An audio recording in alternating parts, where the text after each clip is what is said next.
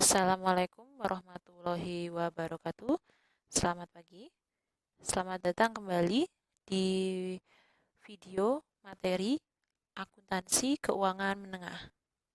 Pada video kali ini kita akan melanjutkan pembahasan tentang perlakuan akuntansi untuk akun kewajiban jangka panjang. Baik, kewajiban jangka panjang. Jadi seperti yang dibahas di beberapa video sebelumnya terkait dengan perlakuan akuntansi untuk suatu akun, ada dua hal yang perlu Anda ketahui, yaitu bagaimana pengakuannya, berarti kapan dicatat, dan jurnal apa, akun apa yang digunakan untuk mencatat.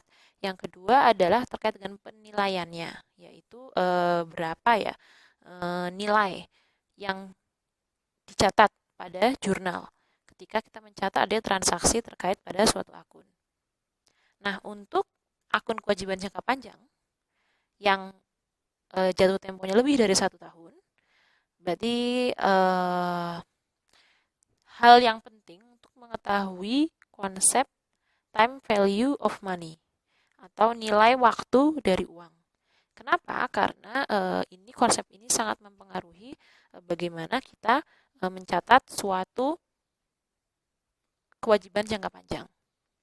Nah, konsep dasar dari time value of money adalah setiap Rp1, $1, €1, jadi setiap satu satuan dari nilai uang yang kita miliki saat ini lebih berharga daripada nilai sama yang diterima di masa depan.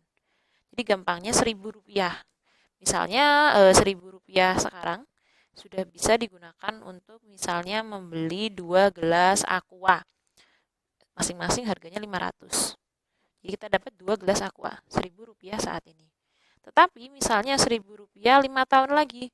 Nah, 5 tahun lagi ternyata harga aqua itu satu gelasnya naik jadi Rp650. Sehingga satu lembar uang seribuan hanya bisa untuk membeli satu gelas aqua.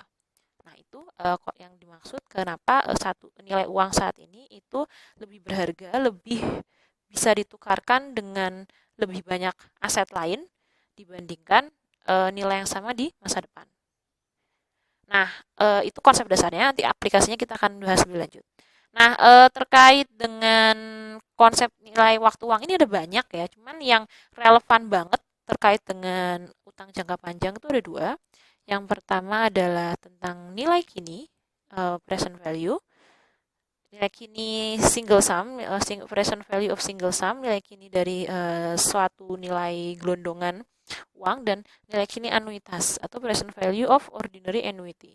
Nah, ini dua konsep ini langsung signifikan berpengaruh terkait dengan perlakuan akuntansi kewajiban jangka panjang. Jadi ini konsep yang akan saya bahas lebih lanjut. Oke, jadi nilai kini bentuk penerapannya seperti apa ya? Kita coba membahas secara lebih detail menggunakan contoh berikut. Sebutlah ada suatu situasi di mana Anda diminta saran oleh Andi, rekan Anda. Nah, Andi adalah seorang pedagang kelontong di pasar. Ia baru saja membeli barang dagang dari supplier langganannya dengan nilai 20 juta pada 1 Januari 2017. Nah, supplier tersebut ngasih opsi kepada Andi terkait dengan bagaimana Andi dapat membayar barang yang ia beli tersebut. Nah, dua opsi tersebut adalah sebagai berikut. Yang pertama, langsung bayar tunai saat itu juga sebesar 20 juta. Dan opsi yang kedua yaitu membayar tahun depan aja nggak apa-apa, tapi bayarnya 22 juta. Nah, diketahui suku bunga kredit yang umum berlaku di saat itu, di pasar itu, untuk bisnis model macam Andi ini adalah 8%.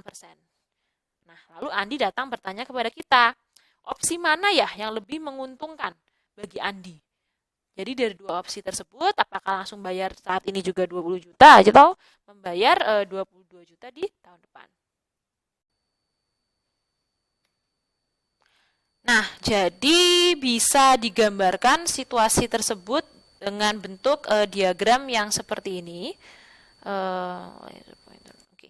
Jadi gambarkan dalam situasi seperti ini. Nah, untuk dapat menganalisis opsi mana yang lebih menguntungkan, opsi 2, jadi kita ada pertama opsi ya. Opsi pertama kan kita di sini nih pada 1 Januari 2017. Opsi pertama pada titik ini kita bayar 20 juta. Opsi yang kedua kita akan membayar 22 juta pada titik ini, yaitu 1 Januari 2018. Untuk tahu mana yang lebih menguntungkan dari dua opsi ini, nah, kita harus mengkonversi yang opsi kedua yang 22 juta ini harus dikonversi, ditarik nilainya. Kita hitung, kita rata-rata kira-kira kalau 22 juta 1 tahun lagi itu anggapannya tahun ini 2017 itu setara dengan berapa? Gampangnya kalau 22 juta itu tahun 1 tahun lagi tuh kalau dipakai tahun ini itu bisa buat beli barang berapa lah, gampangnya gitu, seperti itu. Jadi kira-kira dikonversi pada nilai kini, nilai saat ininya itu berapa. Nah, jadi kenapa? Karena kalau langsung bandingin 20 juta sama 22 juta nggak apple to apple istilahnya. Ini apple to orange. Jadi kita harus dijadikan nilai kini pada satu titik. Jadi 22 juta ini ditarik nilainya ke 1 Januari 2017. Berapa toh itu nilainya? Nah, caranya gimana? Nah, sekarang caranya kita akan masukkan perhitungannya. Yang pertama, kita mencari rumus. Jadi ada rumusnya untuk mengetahui nilai kini dari suatu nilai kini dari suatu nilai di masa depan. Rumusnya adalah nilai masa depan dikali present value factor. PVF atau dalam bahasa atau lengkapnya present value factor. Nah, present value factor itu dapatnya di mana? Ada rumusnya, teman-teman. Tapi di sini saya akan langsung ngajarkan ada rumusnya, bisa pakai Excel, bisa pakai financial calculator. Tapi saya di sini jelaskan yang menggunakan tabel. Oke, jadi saya jelaskan menggunakan tabel. Nah, untuk menghitung present value factor pakai metode apapun, Anda membutuhkan dua informasi yang sangat penting. Informasi yang pertama adalah periodenya. Jadi berapa periode antara saat ini nilai sekarang dengan periode nilai masa depan. Jadi kalau di sini kan 1 tahun ya, 1 Januari 2017, 1 Januari 2018. Jadi periodenya 1. Nah, begitu. Periodenya 1 di sini. Nah, selanjutnya, yang informasi kedua yang dibutuhkan adalah tingkat suku bunga yang berlaku di pasar pada saat itu. Berapa persen tingkat suku bunganya? Nah, kalau sudah dapat dua informasi tersebut bisa dimasukkan. Kalau Anda pakai Excel, bisa pakai Excel ada. Lalu ada juga pakai kalkulator finansial. Nah, di sini saya menggunakan tabel. Jadi tabel ada namanya tabel present value. Nah, tabel present value itu kita gunakan bentuknya seperti ini, ada periode dan ada tingkat bunga. Nah, selanjutnya kita tarik saja. Pertama kita periode 1. Oh, ini periode 1. Berarti kita ambil yang baris pertama. Nah, di baris pertama cari yang kolomnya itu adalah kolomnya adalah 8%. Yaitu tingkat bunga 8%. Berarti yang ini 8%. Oh, jadi present value faktornya adalah 0,92593. Begitu. Nah, baru angka ini kita ambil, masukkan ke rumus. Sehingga jadinya nilai masa depan dikali present value factor sama dengan 22 juta. Yang nilai masa depan kan berarti nilai yang dibayarkan pada 1 Januari 2018 ini. Jadi 22 juta dikali 0,92593 sehingga mendapatkan angka 20.370.460. Sehingga kalau kita analisis opsi 1 itu yang dikasih oleh supplier itu, opsi pembayaran pertama adalah Andi membayar tunai 20 juta untuk melunasi barang tersebut. Yang opsi kedua, dia membayar 22 juta di masa depan, yang kalau kita tarik nilai kini sekarangnya itu ternyata setara dengan membayar sebesar 20,3 juta. 20 juta 370 ribu sekian, 20,3 juta. Berarti lebih menguntungkan yang mana?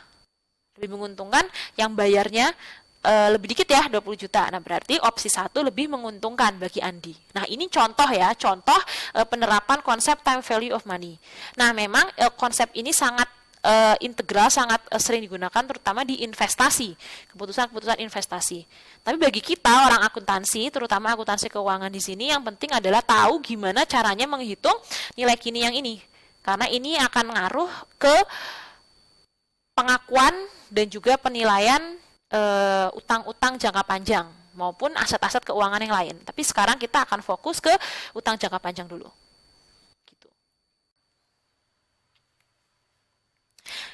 Baik, itu tadi konsep yang pertama, nilai kini satu kali pembayaran atau present value of single sum.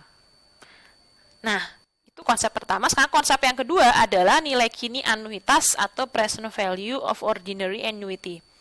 Nah, jadi kita menggunakan contoh Andi tadi, tapi sekarang opsinya agak beda. Mari kita lihat contohnya.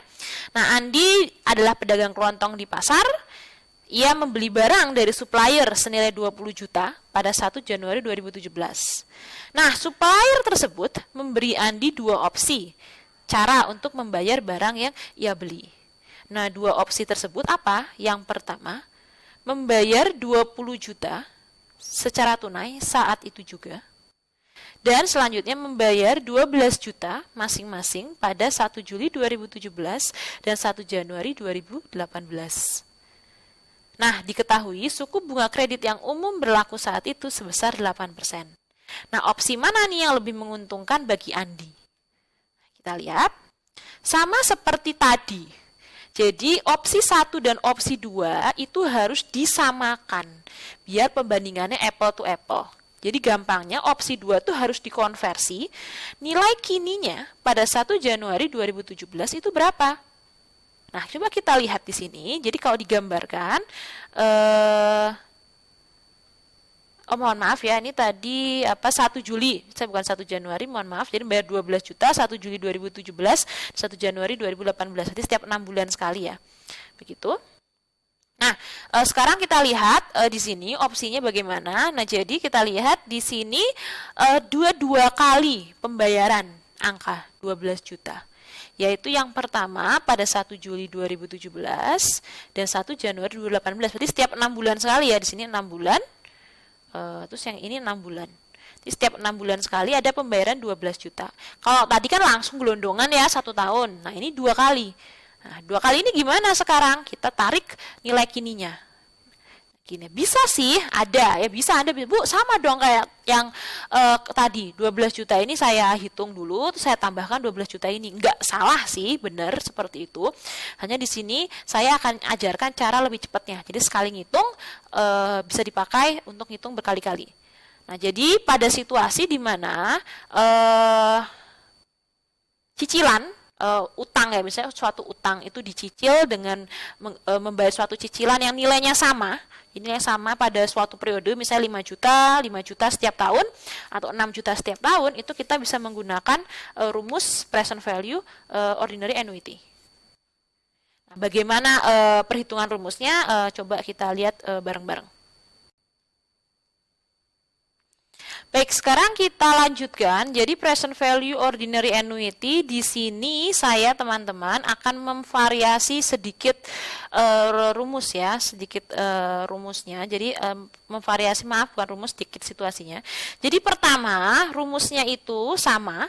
Jadi nilai masa depan yaitu yang pembayaran cicilan ya, per setiap pembayaran itu 12. Jangan di total ya, jangan 12 tambah 12, jangan, tapi langsung yang cicilan per satu kali cicilannya itu berapa, dikali present value factor ordinary annuity. Nah, present value factor ordinary annuity itu cara menghitungnya juga sama, ada rumus Excel dan ada juga financial calculator bisa dipakai. Di sini saya ajarkan menggunakan tabel.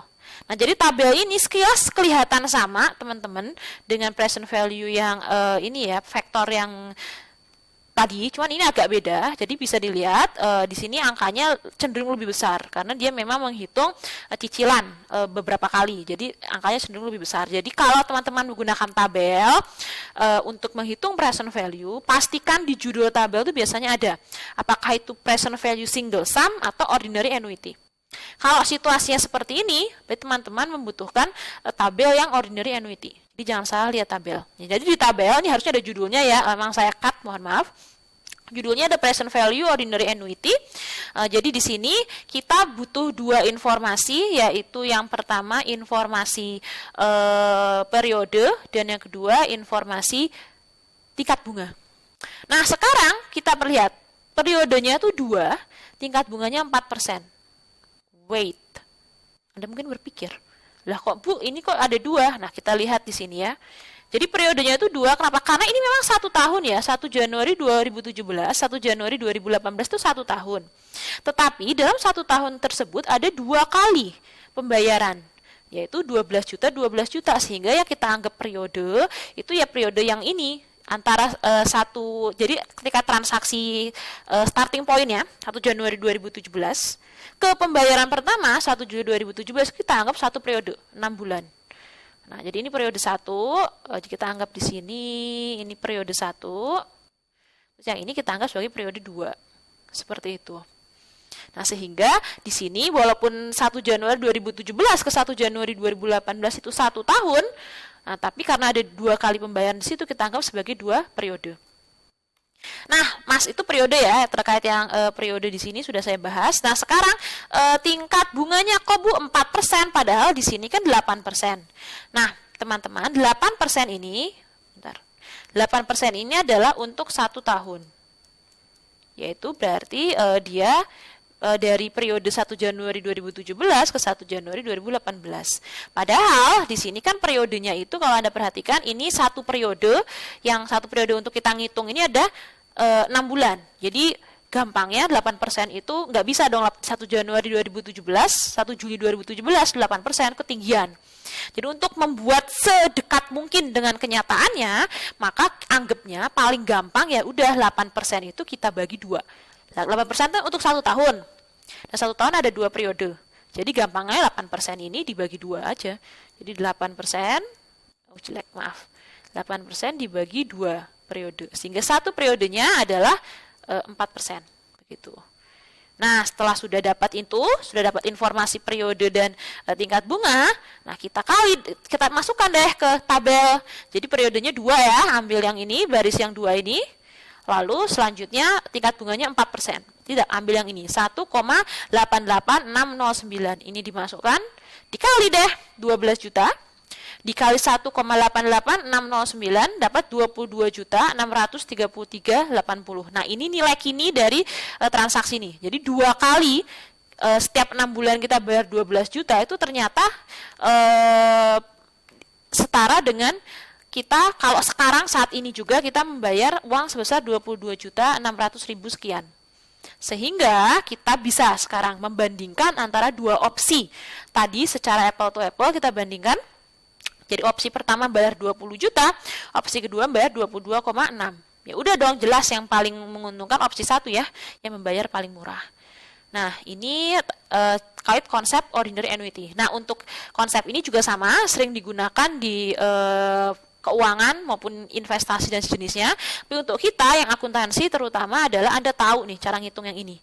Present value ordinary annuity. Jadi kalau ada utang yang modelnya dicicil setiap berapa, ada pembayaran rutin setiap 1 periode. Nah, itu untuk menghitung nilai kininya berarti Anda butuh pakai tabel ordinary annuity. Tapi kalau utang yang langsung gelondongan di akhir 3 tahun atau 4 tahun berarti kita menggunakan yang single sum. Nah, Anda cukup tahu untuk cara menghitung 2 jenis perhitungan present value ini. Nah, itu terkait dengan konsep present value. Nah, sekarang mungkin Anda ingin tahu, nah terus ini dipakainya gimana di akuntansi utang jangka panjang. Nah, itu sekarang kita akan lihat bagaimana penerapannya di perlakuan akuntansi untuk utang yang jatuh temponya lebih dari 1 tahun. Oke, ini konsep time value of money, ada beberapa latihan ya. Ini nanti bisa dicoba, apakah ini jadi tugas atau tidak, nanti menunggu informasi lebih lanjut. Bisa dicoba untuk latihan. Ini ya tadi, nah ini tadi contoh tabelnya yang saya tadi bilang, jadi ada 2 jenis tabel untuk present value, yaitu tabel yang single sum dan tabel ordinary annuity. Nah, hati-hati jangan sampai keliru. Jadi teman-teman harus melihat dengan cermat judulnya. Dan ini coba lihat situasinya. Apakah situasi tersebut relevan untuk menggunakan yang single sum atau yang ordinary annuity. Perhatikan angkanya ya. Periodenya sama, tingkat bunganya sama, tapi angkanya bisa beda. Nah, kayak gitu. Jadi Anda harus hati-hati di sini. Karena angkanya signifikan perbedaannya. Jadi kalau Anda salah tabel ya sudah, terjadilah seperti itu. Oke. Nah, sekarang kita langsung masuk ke aplikasi ya. Jadi saya tadi sudah menjelaskan materi pengantar ya, konsep pengantar. Sekarang saya kembali ke fokus terkait dengan topik yang presentasi di video ini, yaitu kewajiban jangka panjang. Oke, jadi kewajiban jangka panjang itu adalah kewajiban untuk membayar di masa depan, kewajiban. Jadi akan ada suatu sumber daya, ini sumber daya yang keluar dari perusahaan, kewajiban membayar perusahaan yang jatuh tempo atau kewajibannya itu jatuh tempo lebih dari 1 tahun atau tidak kurang dari 1 tahun. Jadi kalau misalnya 2 tahun itu masuk jangka panjang, 1 tahun lebih 1 bulan juga masuk ke jangka panjang. Jadi jatuh temponya itu lebih dari 1 tahun sejak titik penyusunan laporan keuangan. Nah, kalau nyusun laporan keuangan 31 Desember, berarti hutangnya itu jatuh temponya lebih dari 31 Desember tahun depan. Mungkin 2 Januari, 2 tahun lagi, kayak begitu. Nah, jenis-jenis utang jangka panjang itu ada macam-macam ya. Ada obligasi, wesel, hipotek, pensiun, leasing, dan sejenisnya. Nah, kita mungkin akan nyerempet yang 3 pertama ini. Yang pensiun dan leasing ini nanti topik pembahasan kita di chapter-chapter selanjutnya, karena harus ada pembahasan secara mendalam untuk mereka. Jadi kita akan nyerempet yang 3 utang pertama ini. Oke, jadi sekarang obligasi utang jangka panjang yang dianggap cukup umum karena memungkinkan perusahaan untuk memperoleh dana. Dengan cara nggak harus pinjam ke bank, nggak harus jual saham. Oke, jadi obligasi itu seperti apa? Mungkin Anda pernah mendengar obligasi ya. Jadi obligasi itu adalah salah satu jenis surat berharga yang dijual di pasar modal. Nah, obligasi itu apa aja? Obligasi itu suatu pernyataan atau janji dari orang yang issuer dari penerbit obligasi. Jadi dia itu berjanji pada surat itu dia akan membayar sejumlah uang pada tanggal jatuh tempo tertentu plus sejumlah bunga kalau ada. Jadi dia bilang saya akan membayar sebesar 100 juta plus bunga 8% per tahun pada orang yang memegang obligasi tersebut. Begitu.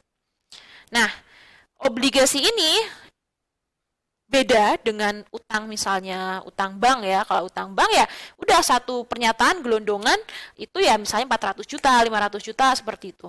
Dan biasanya nggak bisa ditransfer. Jadi kalau perusahaan ngutang ke bank ya harus ngelunasinnya ke bank. Nah, kalau obligasi itu tidak. Jadi obligasi itu dijualnya dalam bentuk satuan seperti saham. Jadi misalnya perusahaan itu dia cari utangan di pasar modal, maka dia menerbitkan surat obligasi. Satu lembar suratnya itu 10 juta misalnya. Jadi dia tuh butuh duit 100 juta. Nah, tapi daripada dia buat satu obligasi 100 juta, misalnya satu obligasi itu 10 juta, maka akan ada 10 surat obligasi. Nah, 10 surat obligasi ini dijual di pasar modal, 5 obligasi ke perusahaan A, 5 obligasi ke perusahaan B. Jadi si kita berutang ke 2 perusahaan. Nah, perusahaan A sama perusahaan B, kalau obligasi mau dijual ke pihak lain ya monggo, nggak masalah. Yang penting saya sebagai perusahaan, saya sudah dapat duit waktu saya menjual obligasi tersebut ke perusahaan A dan perusahaan B. Begitu. Nah, itu obligasi. Bentuknya, mekanismenya dijual dalam bentuk satuan, seperti saham, dan bisa berpindah tangan. Tapi bagi saya, sebagai penerbit saham, orang yang berhutang, itu pindah tangannya itu tidak terlalu berdampak signifikan. Begitu. Bagi saya. Nah, pembayaran bunga biasanya dilakukan, ini beda-beda ya, obligasi itu biasanya per semester biasanya. Tapi ada juga obligasi yang per tahun, per 3 bulan, dan sejenisnya. Per bulan jarang sih ya, ya ada sih tapi jarang. Biasanya per tahun, per 6 bulan, kalau enggak per 3 bulan, seperti itu. Nah, sekarang, lalu gimana Bu perlakuan akuntansinya? Jadi teman-teman, kita perusahaan, investor, kita sebagai orang yang berhutang, maupun investor sebagai orang yang ngutangin kita, itu menilai obligasi berdasarkan nilai kini dari aplikasi aliran kas masa depannya. Jadi itulah mengapa konsep yang saya bilang tadi di awal, yaitu terkait dengan nilai kini uang. Jadi di obligasi beda dengan utang jangka pendek, utang wesel contohnya. Utang wesel tertulis saya akan membayar 10 juta 6 bulan lagi. Ya sudah, ketika ditulis di jurnal, yang ditulis itu 10 juta. Tapi kalau obligasi enggak seperti itu. Jadi obligasi itu tertulisnya adalah saya akan membayar sebesar 10 juta dalam jangka waktu 5 tahun. Di jurnal itu belum tentu nulisnya 10 juta. Bisa 10 juta, tapi belum tentu. Jadi bisa kurang dari 10 juta, bisa lebih dari 10 juta, tergantung pada waktu tanggal kita buat jurnal tersebut, berapa toh nilai kininya obligasinya. Nah, itu yang perlu Anda ketahui. Jadi untuk utang yang lebih dari 1 tahun, ketika kita nulis di jurnal, itu nggak mesti angkanya sama sesuai yang tercantum di surat utangnya. Bisa lebih, bisa kurang, tergantung nilai kininya itu berapa.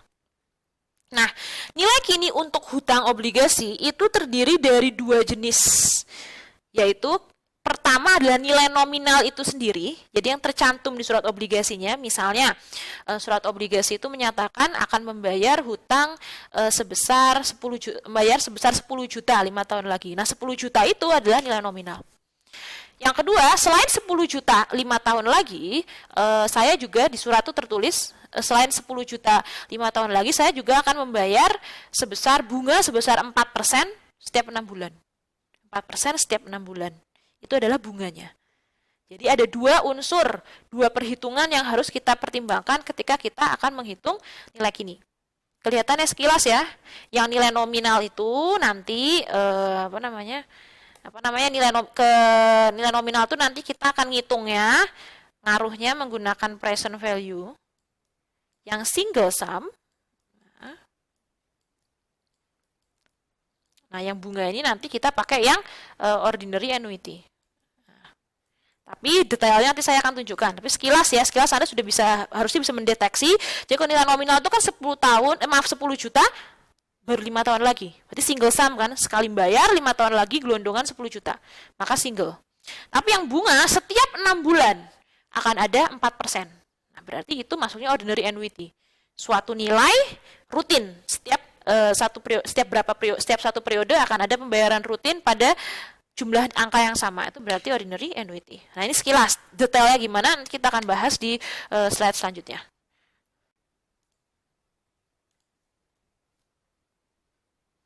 Oke, nah sekarang tadi Anda sudah tahu ya bayangan bagaimana perlakuan akuntansinya. Nah, sekarang tahap konsep lain yang harus Anda ketahui adalah terkait dengan tingkat bunga.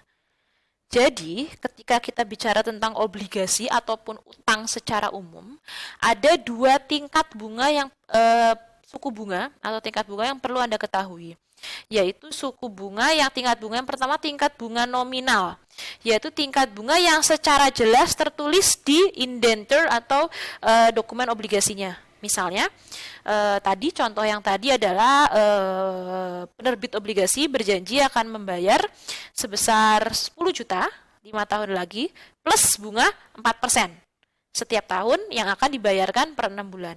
Bunga 4% itu yang kita sebut sebagai tingkat bunga nominal. Nah, tingkat bunga nominal ini nanti dikalikan nilai nominal obligasi. Jadi kalau nilai nominal obligasi 10 juta, maka misalnya 4% dikali 10 juta. Begitu. Nah, tingkat bunga yang kedua adalah tingkat bunga pasar atau tingkat bunga efektif. Nah, ini adalah tingkat bunga yang diekspektasikan oleh pasar, yang diharapkan oleh pasar. Jadi kalau tingkat bunga nominal itu yang tertulis di obligasi, tingkat bunga pasar itu yang ada di situasi pasar, yang dianggap jadi untuk situasi yang sejenis. Jadi misalnya untuk obligasi perusahaan model jenis perusahaan A, itu biasanya tingkat bunga yang beredar itu sekitar 5% misalnya. Ya gitu. Bukan berarti perusahaan A harus ngikut 5%, enggak, tapi bisa juga dia kurang atau lebih dari itu, terserah dia. Cuma intinya kalau di pasar itu ya, kalau perusahaan A yang kayak model kayak gitu biasanya 4-5% lah misalnya. Nah, itu disebut sebagai tingkat bunga pasar atau tingkat bunga efektif. Nah, sekarang selanjutnya ada dua isu yang perlu Anda perhatikan terkait dengan obligasi. Yang pertama, kalau obligasi itu kan setiap satu periode akan ada pembayaran duit, yaitu pembayaran bunga. Contohnya tadi, akan ada bunga. Nah, pembayaran bunga itu cara ngitungnya gimana? Nah, cara ngitungnya adalah tingkat bunga nominal dikali nilai nominal. Misalnya, 4% dikali 10 juta. Jadi tingkat bunga yang tertulis di surat obligasi dikalikan nilai nominal surat obligasi itu adalah tingkat bunga yang uang yang akan dikasih ke investor atau uang yang dikasih ke pihak yang memegang saham. Jadi penerbit saham akan membayar duit itu ke penerbit obligasi akan memberikan uang tersebut ke pemegang obligasi. Nah, tetapi pertanyaannya, kalau duitnya keluar sebesar itu, biaya yang dicatat apakah sama sebesar itu? Nah, bisa sama, bisa enggak, saudara-saudara. Nah, ini rumusnya, mungkin agak membingungkan, nanti kalau sudah praktek akan lebih jelas. Jadi, situasinya adalah bisa terjadi situasinya di mana kita tuh bayar duit keluar buat bayar bunga itu adalah, let's say, 400.000 per 6 bulan, misalnya. 400.000 per 6 bulan.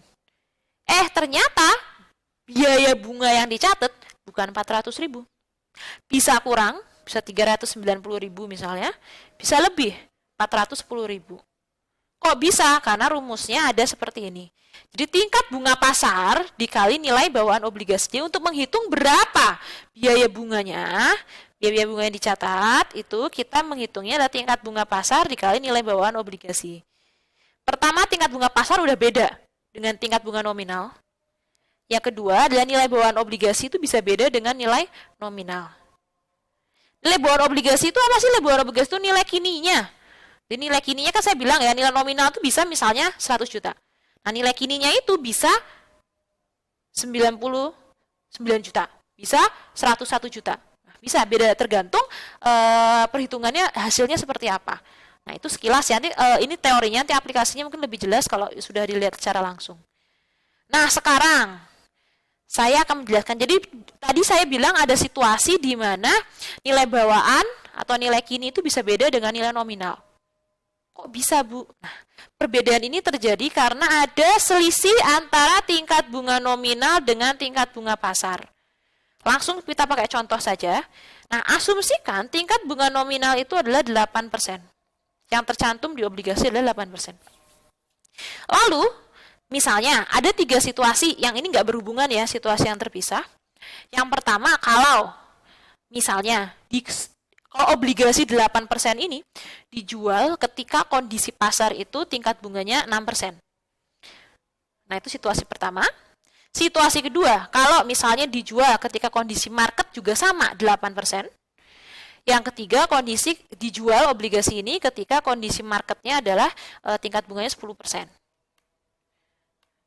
Nah, ketika kondisi yang pertama, yaitu ketika market itu lebih rendah daripada bunga nominal, maka artinya apa? Artinya obligasi yang 8% ini menguntungkan.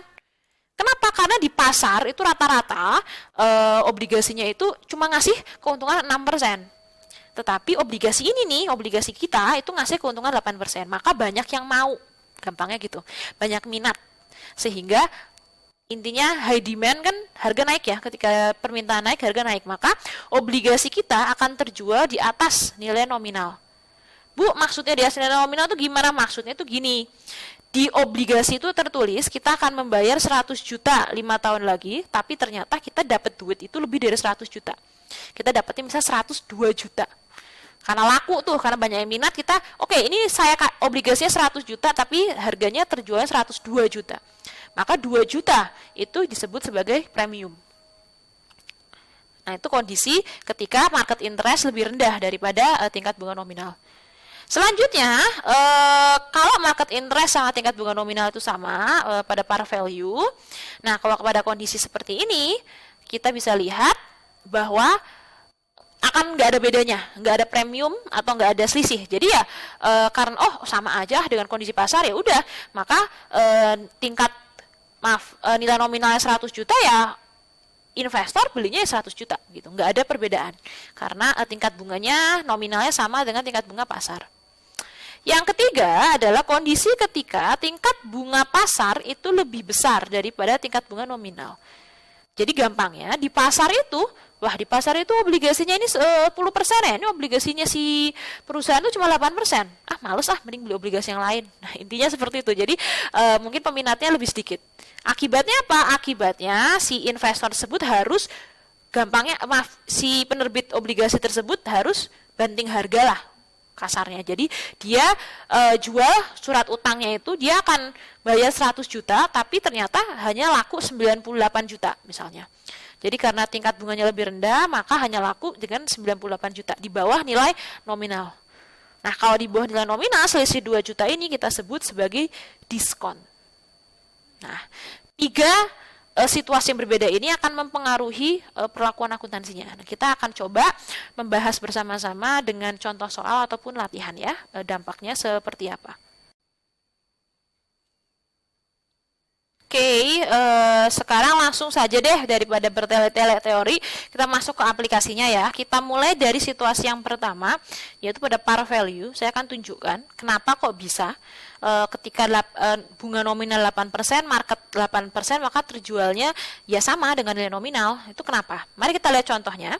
Santos Company menerbitkan obligasi dengan nilai nominal $100.000 1 Januari 2011, jatuh tempo 5 tahun dengan bunga 9%, dibayarkan per tahun setiap tanggal 1 Januari. Bunganya berarti dibayar setiap 1 Januari.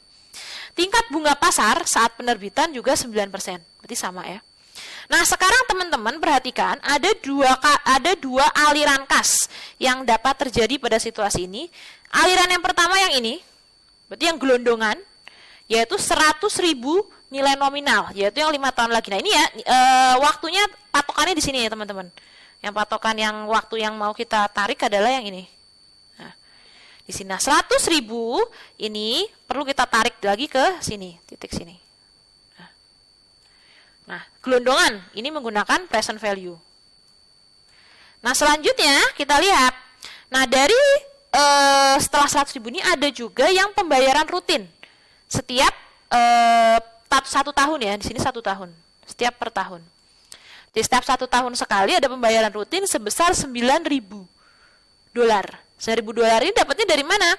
Dapatnya ini tingkat bunga nominal yaitu 9% dikali nilai nominal yaitu 100.000. Nah, seperti itu. Sehingga dapat di sini bunga $9.000 per tahun. Nah, ini juga harus ditarik ke titik yang di sini. Nah, tarik titik yang sini menggunakan rumusnya apa? Menggunakan rumusnya present value ordinary annuity. Seperti itu. Nah, sekarang kita sudah ya berarti ada 2 perhitungan. Pertama present value single sum, yang kedua present value ordinary annuity. Nah, kita hitung bagaimana perhitungannya. Nah, pertama present value yang gelondongan yang 100.000 itu rumusnya seperti ini. Anda bisa ngecek ya, silakan dicek di tabel. Jadi kalau Anda cek di tabel Anda akan dapat kalau tingkat bunganya 9% dan periodenya 5, nah, Anda bisa lihat bahwa nanti present value faktor single sum itu adalah 0,64993.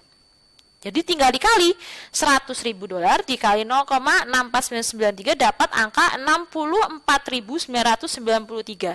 Nah, ini present value dari 100.000 ini kalau ditarik ke titik yang awal tahun begitu.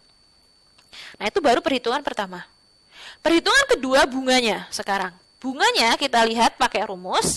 Nah, jadi pertama 9.000 yang cicilan rutinnya ya. Bunga rutinnya 9.000, keluar duitnya 9.000 dikali present value ordinary annuity, present value faktor untuk ordinary annuity.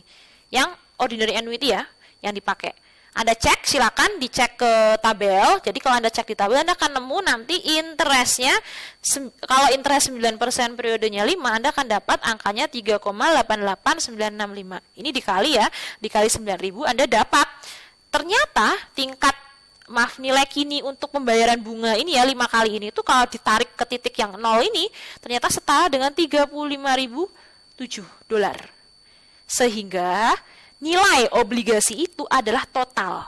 Nilai obligasi yang akan dicatat di jurnal pertama kali itu adalah total dari nilai present value yang ini, yang nilai nominalnya, yang gelondongannya itu, dan nilai present value dari bunganya. Nah, ini di total dua ini, sehingga kita dapat 100.000. Nah, jadi kalau Anda lihat ya, ketika kondisi market rate dan interest rate-nya sama, 9%, itu maka kondisinya akan sama seperti ini. 100.000 dapatnya. Nah, sekarang jurnalnya gimana? Nah, jurnalnya jadi kita lihat,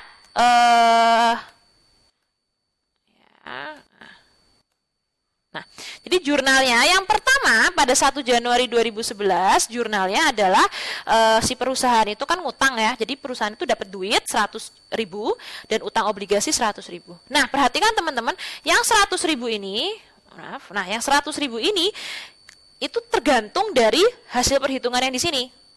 Kalau ini enggak 100.000, misalnya 99.800, maka di sini ketika Anda membuat jurnal yang pertama ini maka 99.800. Jadi perhitungan kita tuh tujuannya untuk mengetahui nilai bawaan yang pertama ini, begitu. Nah, selanjutnya untuk mencatat bunga per 31 Desember 2011. Nah, jadi kan setiap 1 Januari kan ada pembayaran bunga ya. Nah, cuman hati-hati, pembayaran bunganya itu baru 1 Januari. Jadi 1 Januari 2011 ke 1 Januari 2012 itu kan ada satu kali pembayaran bunga 9.000. Cuman hati-hati, bunganya baru dibayar 1 Januari 2012. Pas kita buat laporan keuangan 31 Desember, bunganya belum dibayar sih. Bayar baru besok. Mungkin bunganya udah ada. Berarti harus ada jurnal penyesuaiannya. Jurnal penyesuaian untuk bunga obligasi. Nah, maka kita buat jurnalnya seperti ini. Debit biaya bunga obligasi, utang bunga obligasi sebesar 9.000. Nah, nanti pas 1 Januari 2012 sudah waktunya untuk kita bayar bunganya, maka jurnalnya seperti ini.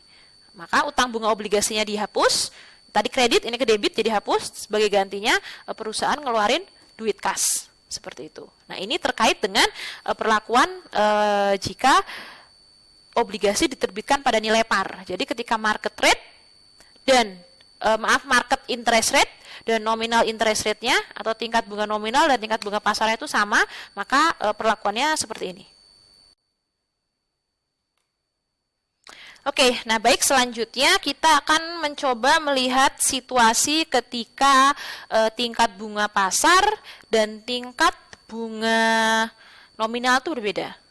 Ketika tingkat bunga pasar, tingkat bunga nominal berbeda, maka akan ada situasi di mana obligasi terbitkan pada diskon dan terbitkan pada premium. Tadi saya sudah bahas ya, jadi kalau diskon itu adalah obligasi diterbitkan dengan nilai bawaan di bawah nilai nominal.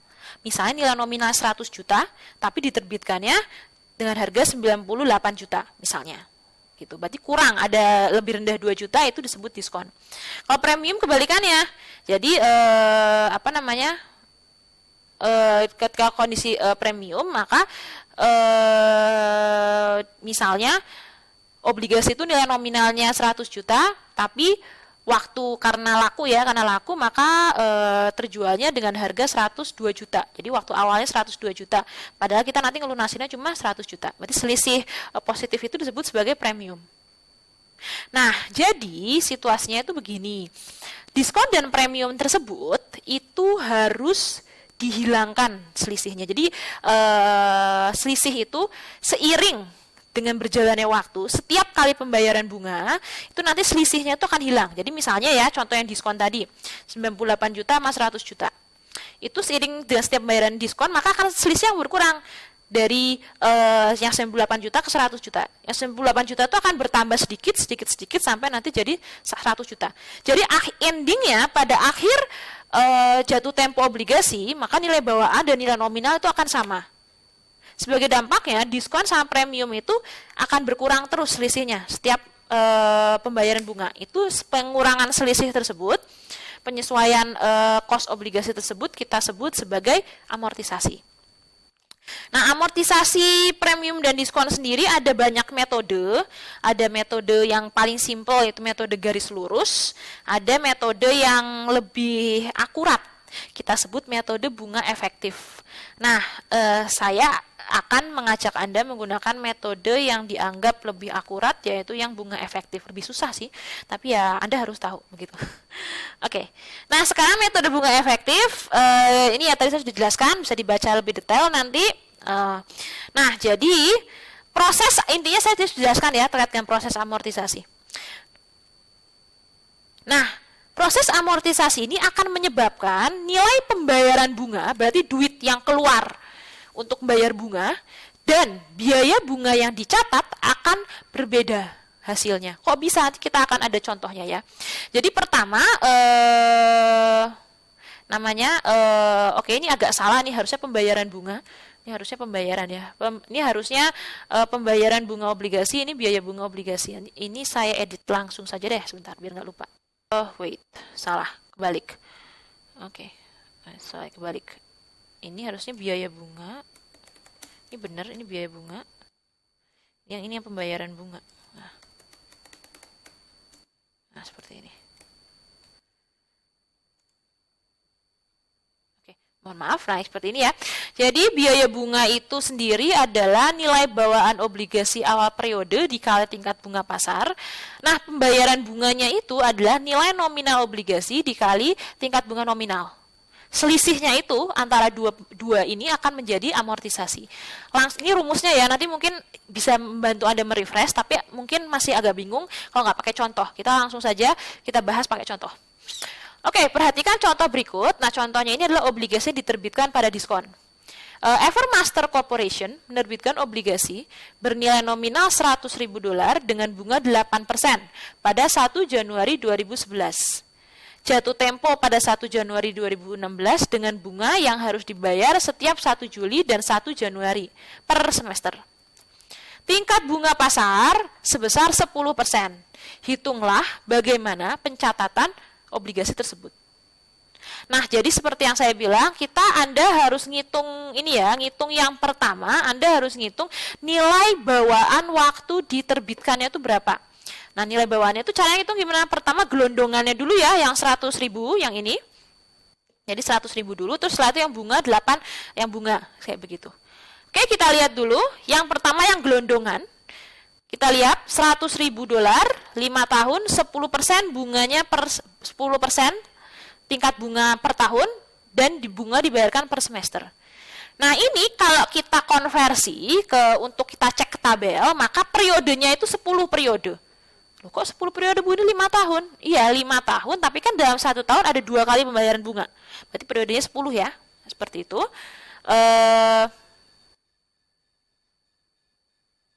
Oke. Nah, selanjutnya kita lihat yang selanjutnya adalah bunga pasarnya. Bunga pasarnya itu adalah 5%. Kenapa? Karena di sini 10% itu kan 1 tahun. Jadi biar kita membuat seakurat mungkin, sebisa mungkin, walaupun nggak 100% akurat, kita membuat seakurat mungkin, berarti 10% per tahun, berarti anggapannya 1 periode, 1 semester 5%. Bahkan ini 5%. Nah, hati-hati teman-teman, hati-hati banget. Waktu Anda ngitung nilai kini, yang Anda pakai itu tingkat bunganya adalah yang pasar. Ini ya. Jadi Anda ambilnya yang 10%. Nah, perhatikan, yang pasar. Yang Anda pakai untuk menghitung nilai kini adalah yang pasar, bukan yang nominal. Nah, bunga yang di sini yang 8% ini adalah nominal. Gitu. Ya, Anda harus hati-hati, biasanya ketukar-tukar di sini. Begitu. Nah, sehingga di sini Anda cek ke tabel, nanti periodenya 10 periode, 5%, Anda akan dapat angka 0,61391. Nah, Anda kalikan 100.000 dengan 0,61391, Anda dapat angka 61.391. Nah, itu dari yang nilai single sum-nya, gelondongannya. Nilai nominalnya. Nah, sekarang kita hitung nilai kini dari bunganya. Nah, ketika Anda menghitung nilai kini dari bunga, langkah pertama itu Anda harus hitung dulu bunganya itu berapa ribu, berapa rupiah, berapa dolar toh yang dibayarkan per semester. Karena ini kan per semester ya, makanya per semester. Cara ngitungnya gimana? Cara ngitungnya tingkat bunga yang nominal, give me a moment. Nah, tingkat bunga yang nominal 8% ini dikalikan tingkat nilai nominal 100.000 di sini. 8% dikali 100.000. Nah, itu Anda dapat bunga per tahun, 8.000 per tahun.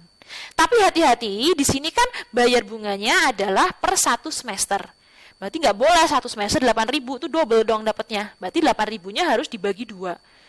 Sehingga Anda dapat pembayaran bunga per periode, per semesternya adalah sebesar $4.000. Nah, $4.000 ini nanti baru Anda kalikan, cari di tabel ordinary annuity, ya, yang ini ordinary annuity ya hadirin. Salah. Oke, tabelnya ordinary annuity untuk 10 periode 5%. Sama periodenya 10 periode 5%, Anda cek, Anda akan dapat 7,72173. Anda kalikan dengan $4.000, Anda dapat nilai kini dari pembayaran bunga adalah 30.887. Anda total dan Anda dapat angka 92.278. Nah, ini adalah nilai yang nilai yang diakui di jurnal waktu pertama kali, yang ini. Nah, seperti itu. Nah, nilai ini kita bandingkan dengan nilai nominalnya yang di atas. Nah, yang ini dibandingkan lebih rendah apa lebih tinggi daripada nilai nominal? Lebih rendah toh? Nah, lebih rendah. Lebih rendahnya berapa? Lebih rendahnya 7.722. Karena lebih rendah ini, maka berarti obligasi diterbitkan pada diskon. Seperti itu. Maka di sini ada diskon utang obligasinya adalah sebesar selisih antara nilai nominal dengan nilai yang nilai pengakuan awalnya. Begitu. Oke. Nah, lalu dampaknya gimana, Bu? Nah, sekarang nilai ini kan nilai pada 1 Januari 2011. Nah, nilai ini perlahan-lahan setiap tahun akan bertambah sedikit-sedikit sehingga nanti pada waktu jatuh tempo 1 Januari 2016 nilainya akan sama jadi 100.000. Gimana caranya? Caranya seperti ini. Nah, ini adalah schedule amortisasi diskonto utang obligasi. Nah, jadi caranya Anda bisa lihat di sini. Pertama, tanggal yang pertama yang ada di sini. Tanggal yang ada di sini adalah tanggal waktu obligasi pertama diterbitkan. Nilainya berapa? Nilainya adalah sebesar 92.278 sesuai dengan yang sudah dihitung di sini ya. Begitu. Nah, selanjutnya pada waktu pembayaran bunga yang pertama, yaitu 1 Juli 2011, kas yang dibayarkan kan 4.000. Nah, 4.000 dari hasil kita sudah ngitung ya yang ini. 4.000 yang di sini. Nah, sekarang selanjutnya adalah kita ngitung biaya bunganya. Biaya bunga yang mau dicatat pada 1 Juli 2011. Biaya bunga itu berapa? Kok bisa 4.614? Nah, biaya bunga itu, teman-teman, adalah tingkat bunga efektif dikali nilai bawaan. Nah, tingkat bunga efektifnya itu kan di sini 10% ya. 10% tapi kita bagi 2. Jadi berapa? Jadi 5%. Jadi di sini untuk ngitung kolom biaya bunga ini ada 5%. Dikali berapa? Dikali nilai bawaan sebelumnya. Nah, berarti untuk dapat angka 4614 ini, 5% ini, bentar. Maka 5% yang ada di sini, yang sudah kita hitung, dikali berapa? Dikali nilai bawaan yang baris sebelumnya. Berarti dikali yang ini, 92.278. Nanti Anda dapat angka sebesar 4.614. Seperti itu. Nah, setelah sudah dapat, nah kemudian Anda hitung dihitung di sini kalau Anda masih ingat yang tadi rumus itu ya. Mana tadi saya? Oke. Nah, jadi kalau Anda masih ingat rumusnya, selanjutnya ngitung amortisasi diskon. Nah, amortisasi diskon maupun premium kalau Anda ingat rumusnya yang di sini, biaya bunga dikurangi pembayaran bunga. Berarti biaya bunga 4.614 ini dikurangi 4.000 Anda dapat positif 614. Nah, positif itu artinya apa? Positif itu artinya pembayaran bunga tersebut menambah nilai bawaan obligasi. Jadi di akhir setelah pembayaran bunga jadinya nilai bawaan obligasinya jadi 92.278 ditambah 614. Jadi 92.892. Nah, seperti itu. Nah, bunga selanjutnya sama ya. Untuk bunga selanjutnya juga sama. Terus jadi di sini kasnya sama semua, yang beda cuma di sini aja yang biaya bunga. Jadi nanti biaya bunga di sini, maka untuk mendapatkan biaya bunga untuk yang 1 Januari 2012 berarti 5% ini nanti dikali 5% ini nanti selanjutnya dikali yang ini, yang untuk mendapatkan angka yang ini, maka nanti 5% ini dikali yang ini, 92.892. Nilai bawaan yang baris sebelumnya, nilai bawaan akhir yang baris selanjutnya. Nanti Anda dapat angka 4.645 dan seterusnya sampai akhir. Nanti di sini di akhir waktu jatuh tempo, kan jatuh temponya ini nih 1 Januari 2016. Jatuh temponya ini biasanya kalau Anda pakai Excel ya Anda tarik ke bawah, ini ada selisih sedikit. Kok bisa Bu? Itu selisih karena kita kan ngitungnya pakai tabel. Kalau pakai tabel itu memang ada kemungkinan selisih sedikit. Biasanya cuma 1 atau 2 itu biasanya selisih karena pembulatan. Nah, jadi dibuletin aja. Jadi angka yang diamortisasi di sini, angka yang di biaya bunga ini ditambah-tambah aja gimana caranya biarnya jadi genap 100.000. Itu selisihnya cuma karena pembulatan doang. Jadi nggak masalah. Begitu. Nah, kalau Anda pakai rumus yang beneran pakai rumus Excel sama rumus financial calculator, biasanya pas tuh nanti dapatnya di situ. 100.000-nya nggak perlu digenap-genapin. Nah, ini terkait dengan tabel schedule amortisasi untuk diskonto. Kalau premium juga konsepnya sama. Di premium itu cara menghitung setiap kolom ini juga sama. Begitu. Baik, sekarang kita coba bagaimana tabel yang sudah kita hitung ini menjadi basis bagi kita dalam membuat jurnal untuk setiap transaksinya ya. Oke, yang pertama, jurnal yang kita buat sewaktu tanggal penerbitan obligasi 1 Januari 2011, kan kita sudah ngitung ya, dapat angka nilai bawaan yang segini, itu berarti kita lihat jurnalnya adalah saya ganti-ganti akun, tadi kan akun bahasa Indonesia sudah, sekarang akun bahasa Inggris. Nah, jadi ini.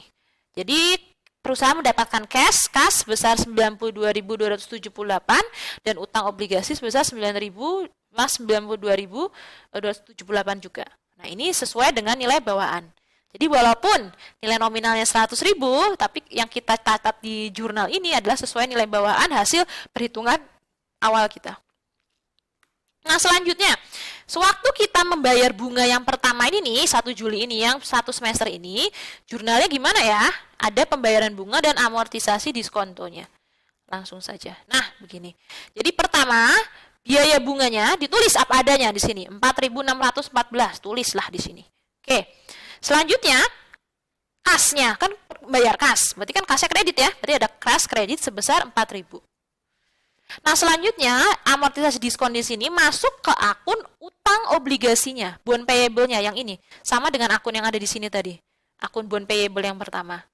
Jadi di sini masuk bond payable berapa? Sebesar 614 di kredit. Nah, di kredit ya. Kenapa, Bu? Pertama, biar balance, itu yang paling simple. Yang kedua, kenapa? Karena di sini kan utang itu kan saldonya di kredit ya, kalau bertambah. Jangan lupa, ini posisinya dia di sini itu menambah nilai bawaan obligasi. Jadi 92.278 ini nanti kan akan ditambah 614. Ditambah sedikit-sedikit supaya nanti di akhir waktu ketika tanggal jatuh tempo itu sudah jadi 100.000. Jadi kalau diskon, gampangnya gini deh, kalau diskon itu bond payable-nya, utang obligasinya di sini selalu kredit. Nah, kayak gitu. Biar gampang. Kalau Anda ingin tahu asal-usul muasalnya itu adalah untuk menambah nilai obligasi, tambah dikit-dikit supaya nanti di akhir itu jadi 100.000. Begitu. Nah, selanjutnya jurnal umum untuk yang baris ketiga 1 Januari 2012.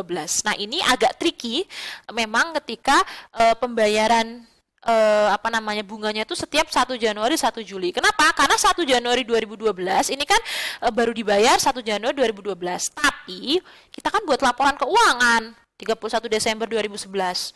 Jadi kita harus nyicil buat jurnalnya. Kita harus buat dulu jurnalnya nih, biaya bunganya. Jadi jurnalnya seperti ini. Sama persis ya seperti yang di sini tadi. Sama persis. Seperti itu. Interest expense, biaya bunga 4.645. Jadi Anda ambil yang baris ini ya. Terus bond payable-nya kredit juga 645, ambil yang di sini. Nah, tadinya ini kan cash nih. 4.000, cuman ini kan duitnya baru dibayarnya besok, belum hari ini.